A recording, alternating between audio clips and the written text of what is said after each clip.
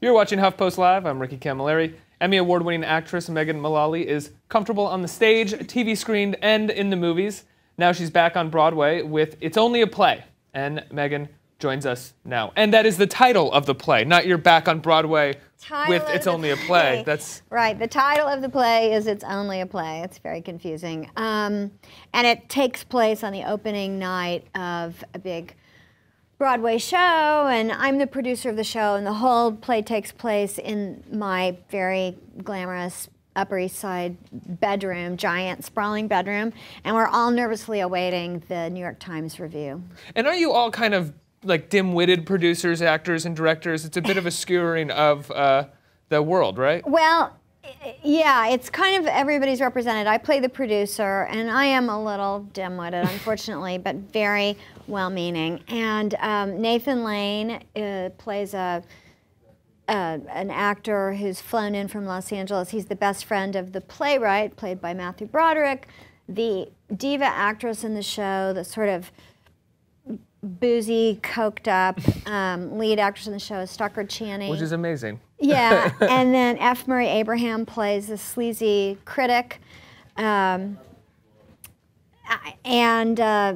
young newcomer, Micah Stock, plays the coat check boy, and then Rupert Grint plays the director. The very young, he's like 25 years old, 26 years old. He plays this director from London who has never had anything but triumphs. Was the casting of Matthew Broderick and Nathan Lane, considering this is kind of like an insidery play about Broadway, a reference to their roles in The Producers, sort of the most well-known Broadway or theater-skewering play? Yeah, I don't think the thinking went that deep, although I maybe, you know, I shouldn't say that. But no, as a matter of fact, Nathan, I've heard Nathan say that they weren't cast as a gimmick together. They were cast separately, but you know, I mean, the minute you cast Nathan Lane and Matthew Broderick and together, you're going to sell out. Yeah. Yeah, you're going to sell out, you think? I think so. And now the reviews for this have been pretty great so far, right? Yeah. Which is really amazing. I read that when it first opened, the reviews weren't as hot as they are right now. It's almost as if that world is more ready for some kind of takedown or satire of itself than it was back then. Maybe so. Maybe now, because of the internet and everything, people are just a little more savvy about what really goes on behind the scenes in the world of Broadway. But yeah, the play was originally done, I want to say 1980, and then there was a revival around 91-ish. So, or 92 maybe.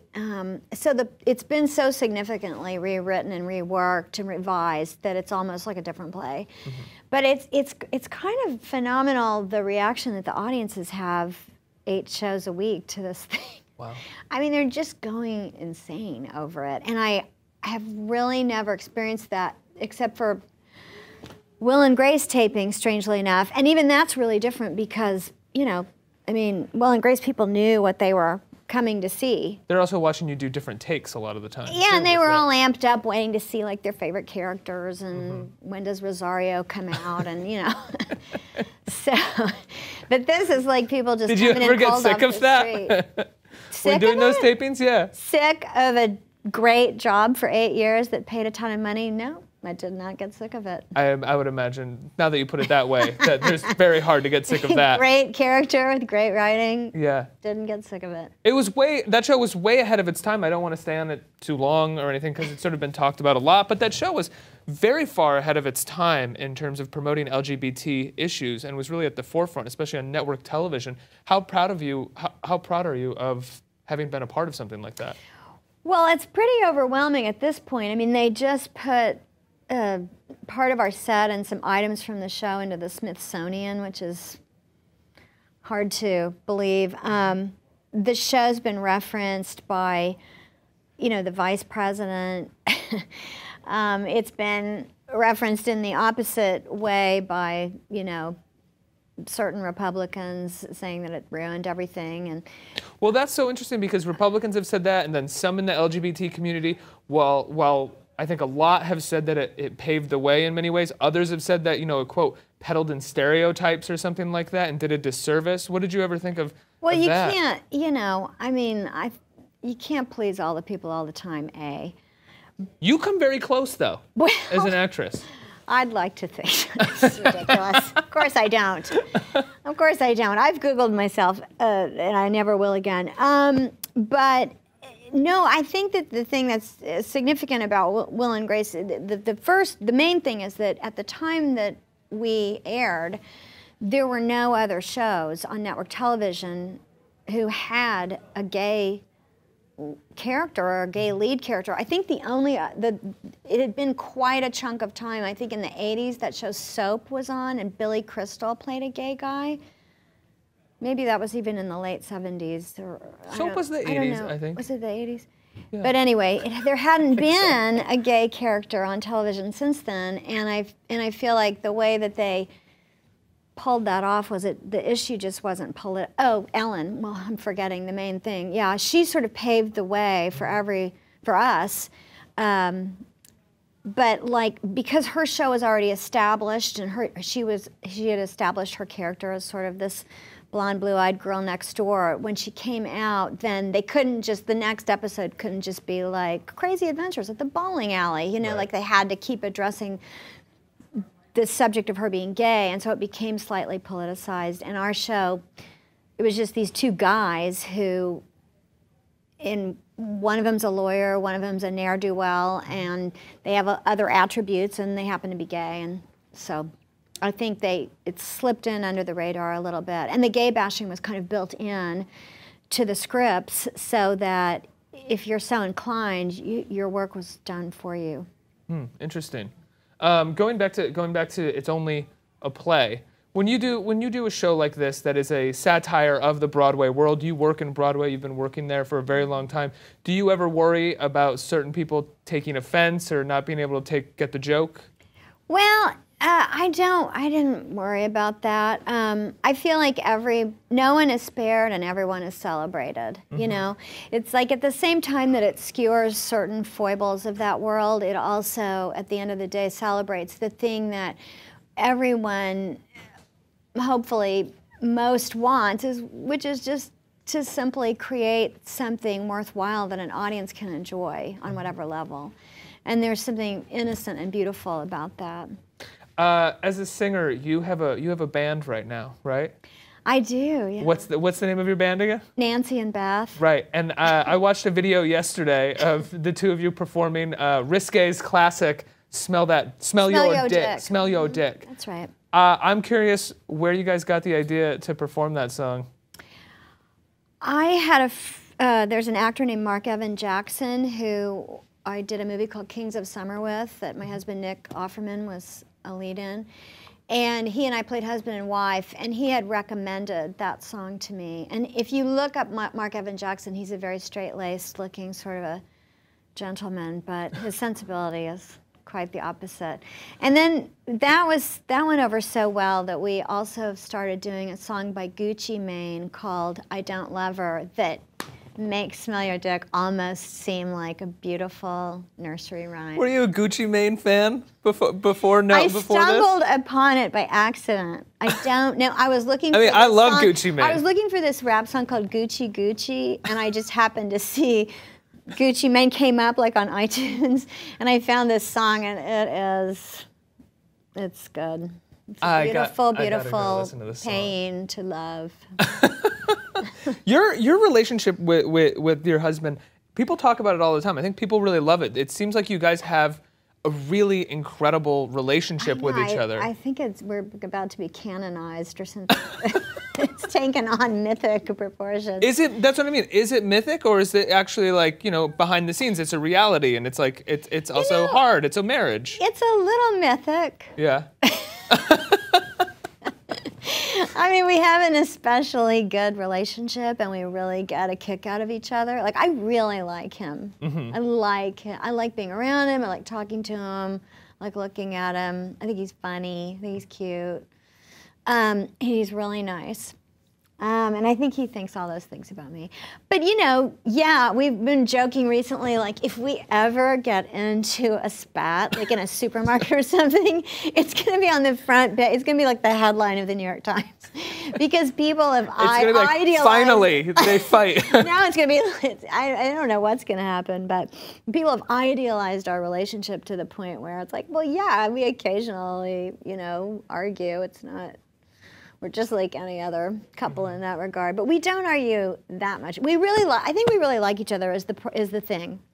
And I think that sometimes we can see other couples and we'll get in the car afterward and be like, I don't think they like each other that much, turns out. You get in the car and sort of hold the hands and go, we got it. We're okay. This is fine. I have a little bit of a superiority complex at times. We don't mean to, but you do see couples, don't you see couples sometimes where you think, wow, I don't know how that one's working. Like how that's going to go. Mm-hmm. They don't seem to be sort of vibing or gelling in the same way that we are, at least. A lot of times it has to do with sense of humor. It's not even necessarily compared to our relationship, but just as its own entity, you can look at a couple sometimes and think, I don't know. That's the worst, when you go out with a friend who has a new girlfriend or boyfriend and you realize very quickly that they don't know that this isn't going to last that long. Right. And you're like, well, I'm just going to be meeting another boyfriend or girlfriend in 2 months. Yeah, and if you know people separately, like sometimes I've seen a lot of guys that I know who are married, like really flirt with other women, or I've heard people cast aspersions on parenthood, people who are parents, and I don't know, you just gotta, I would keep that to myself, probably, if I was them. But. Right. I want to bring in, I want to pull up a scene from Parks and Recreation, because we are talking about your relationship with Nick. You play one of his nightmare ex-wives, who's kind of a total crazy person, right? Oh, 100%. Yeah. Let's look at this clip. I'm not going to let you destroy Ron. You're just going to have to... Ow! Ow! Oh! He's attacking me, Ron! Kill him!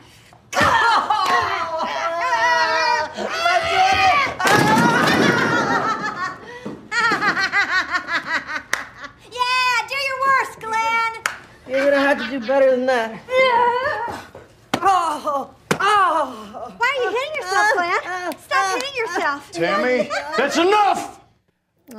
That must be the most fun part to play, I imagine. It's so fun. And I can't reveal too much, although just even saying that is funny when you see this episode, but I did an episode for this upcoming season that's going to start airing in, I think, January, that will top all Tammy really? 2-4 scene. I did not think they could top what I've done so far, but they did. That's unbelievable. One of my favorite scenes is always when you say to Nick, "Who burned the bed, Ron? Who burned the bed?" That might be one of my favorite lines of all time. It's such a weird thing to say. Yeah, that was such a fun episode to do. That was the first episode we shot, and we were screeching into the parking lot of that motel, and I had, without telling anyone, I hadn't even met the director yet. It was like 6 in the morning. I whipped my bra off and I threw it out the car window, and then as we're running into the motel, I just took my shirt off, and they didn't even know that was going to happen. And then we went into that diner and shot, and Nick actually ripped that table out of the wall. Wow. Like at one point, he ripped the whole booth out of the wall of the diner. But he's kind of a handyman. Did he fix it? No, he didn't fix it. We need to go do the next scene. We have a member of our HuffPost Live community who wants to join, say hi, ask some questions. And I think they actually may know you. It's Paul Iacano. Hey, Paul. Oh, hey, Paul. Hi, Megan. How's it going? Good. How are you? Very well, very well. I was very surprised and happy to be asked to do this sort of last minute. But they wanted me to ask you something, and I thought, since we haven't spoke since Elaine Stritch passed, and the first time that you and I met was in the hair and makeup trailer on the set of Fame, and we bonded over both having worked with her. You did the Ellen Bernstein show with her, correct? Ellen Burstyn. Ellen Burstyn. Thank you. So what? Can you give us one of your favorite Stritch anecdotes? Well, gosh, where do you begin?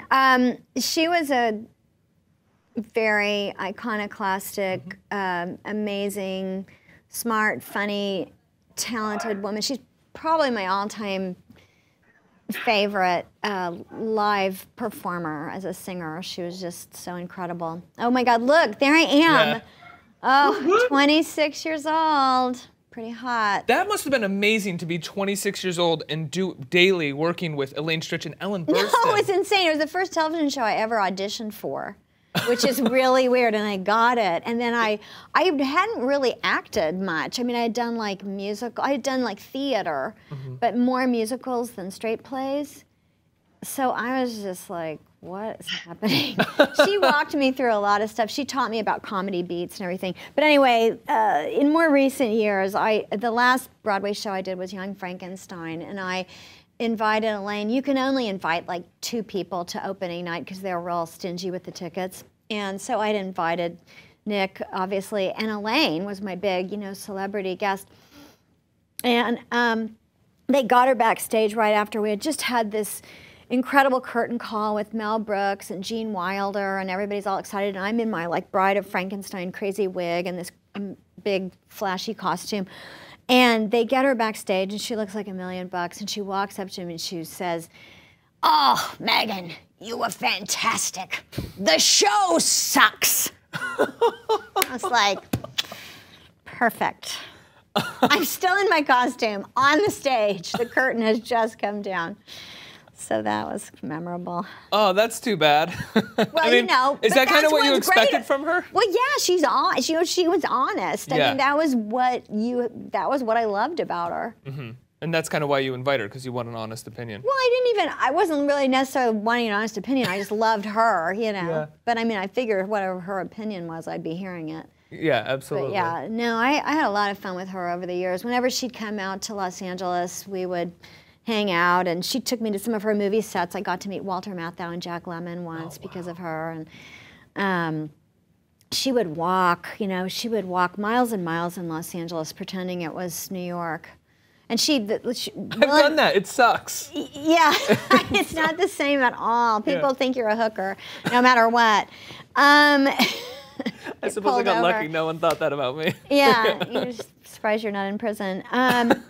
It's not done, basically. You don't walk in Los Angeles. But during when we would rehearse for the Ellen Burstyn show, her customary outfit, which is actually pretty much what she wore in her Broadway show, Elaine Stritch at Liberty, which was a smash hit, one-woman show. She had this, when she first came into rehearsals for the Ellen Burstyn show, I was like, oh my God, what's happening? Because she would wear a white man's shirt, like a button-down shirt, with like a Gilligan's Island, like a Gilligan white hat, black tights, white Keds, tennis sneakers, and that was it. No pants. I'd be like, where are your pants? That's her classic outfit. But where are your pants, lady? Like, you gotta love a woman who's not gonna wear any pants. Would you ever ask her why she doesn't wear pants? No, I didn't ask her. I was scared to death of her. I mean, we got to be really good friends, but at the time, I couldn't have been any more mesmerized / intimidated. Yeah. I want to pull in another member of the HuffPost Live community who has a question for you. This is Taylor Calitho. What's up, Taylor? Hi, how are you guys? Good, Taylor. How are you? Good, thanks. I am so excited I get to talk to you, first of all. This is awesome. That's nice. Yes, thank you so much for having me. I am actually a Purdue student of Purdue University, and I know your hubby is coming here next week, which I will be at his show. But we've heard that you kind of make random appearances sometimes as a surprise. And a lot of people are wondering if you could let us know if you're going to be here or not. Oh, that's so nice. I'm not going to be at that show because I do 8 shows a week in this Broadway show I'm doing. It's only a play. But I wish I was going to be there. I wish I was going to be with Nick, too. Mm-hmm. I know. That's okay. I got to talk to you, so I'll just share the love with everyone else. Okay, good. Thank you. Maybe he'll, show a video of sex tape or something. Oh, someone will hack the cloud and screen it all over the place for you. Yeah. Megan, it's been a pleasure talking to you. Oh, I think we have to let you go. so Thanks so much for being much. here. Yeah, thank you. And I'm really looking forward to It's Only a Play. It sounds fantastic. Oh, good. Well, I hope you can make it. It's nice I'm talking gonna to try. you. It's Thank really. you. If you want to find out more about It's Only a Play, click on the links in our resource well below. Buy tickets. Get over there. There's My blonde wig. Yeah, there. You can go check out that blonde wig by clicking on the links in our resource well. Stick around. We got a lot more coming up here at HuffPost Live.